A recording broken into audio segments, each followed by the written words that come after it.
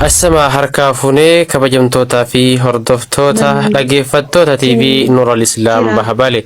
TV Nuurul Islaam Bahabalee har'a sagantaa ajaa'ibaa yookaan sagantaa addaa qabattee isiniif dhuftee jirti. Wanti isiniif qabattee dhufte maali jennaani akkuma argitan kana jechuudha. Ustaaza asirratti Quraana barsiisaa jiru kana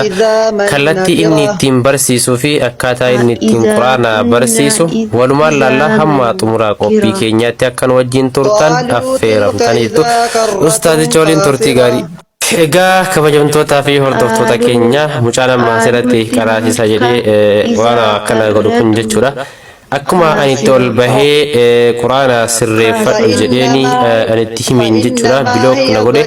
akkasuma immoo biraatiin illee itti deebi'ee Quraanni akkana miti sirreesseen jennaan bilook na godhe. Kanarraa waan nama ajaa'ibsiisu suuraa ustaaz ibsa irra kaayatee ittiin daldalataa jira jechuudha. Warroonni barattoonni bakka garaagaraatti baratanillee waan akkanaa irraa akka of eeggan gamanumaan beeksisa isiniif dabarsuun barbaada. Gamanumaan dhaamsa akeekkachiisa isiniif godha. Wayitee waa baratan في ويتي إدو برنوتا ديمتاني برنوتا كيسام فلتن بك اتبرتني في مركز اتبرتن أكاتا اتبرتني في نمرة اتبرتن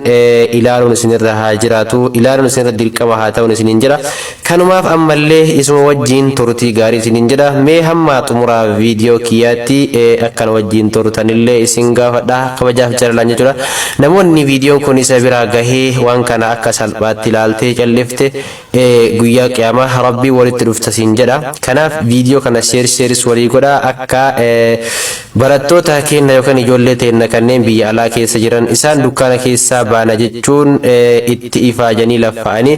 namoonni hedduun ammoo daldala maallaqa ittiin daldalachuuf jecha Quraana Rabbii kan gara maleetti qara'aa jiran jechuudha. Namni juuza tokko osoo hin qara'in osoo fiyyuu qara'ee hin baratin osoo fiyyuu barnoota isaa fiyyuu ulaagaa hin guutatin barnootatti seenuun ulfaataadha. Kanaaf mucaa Quraana kana akkana godhu kana akka sheer walii gootanii wanti kun guutumaan guututti akka dhaabbatu akka taasiftan isiniin jedha. Kanaaf amma xumura qophichaatti na wajjin tura ammas wajjumaan haa ilaallu.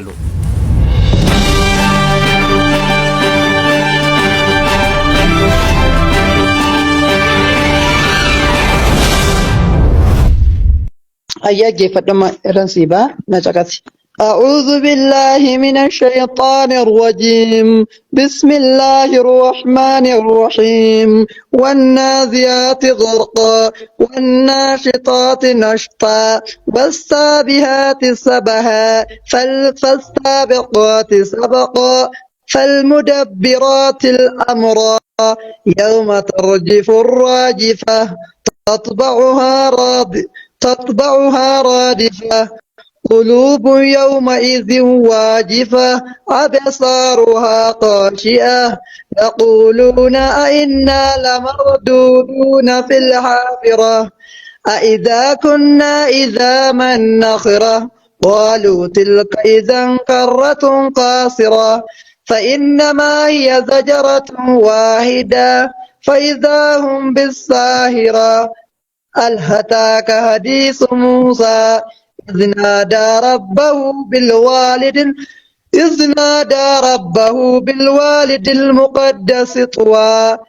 اذهب إلى فرعون إنه طغى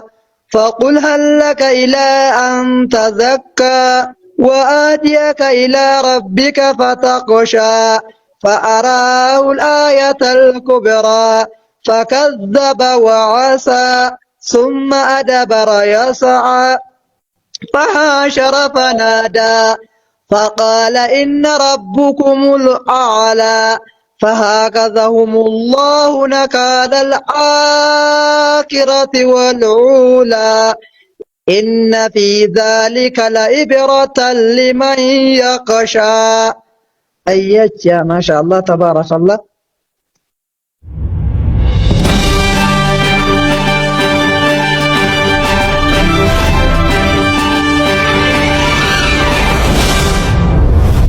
Mama walin dhaggeeffanne kana waan inni godhu akka inni itti quraana cabsullee waliin dhageenyee jirra jechuudha waliinis dhageeffannee jirra jechuudha kunoo namoota akkana ka quraana kallattii ittiin qaraasisanii miti akkaataa itti qara'aniyyuu hin baratin quraanni akkamitti qara'amayyuu ka hin baratintu barsiisuudhaaf jedhee ijoollee taphachaa jira akkasuma onlaayinii irratti bahee diiniin taphachaa jira quraana rabbii gurgurachaa jira quraana rabbiitiin daldalachaa jira wanta akkanaa kana namni sagaleen kun sibira geettee sheer walii godhi yaa obboleewwan kiyyaa rabbiin yoo akkana laaltee bira tartee quraanni rabbii ka gartee atilleen jaalattu kanumarti jaalannu ragaa nutti baha guyyaa qiyaamaati yoo akkana laallee cal'ifne jechuudha kanaaf cal'isuun nu mara keenyarrayyuu hin jiraatu sheer walii godhaatii isiniin jedha inshaallah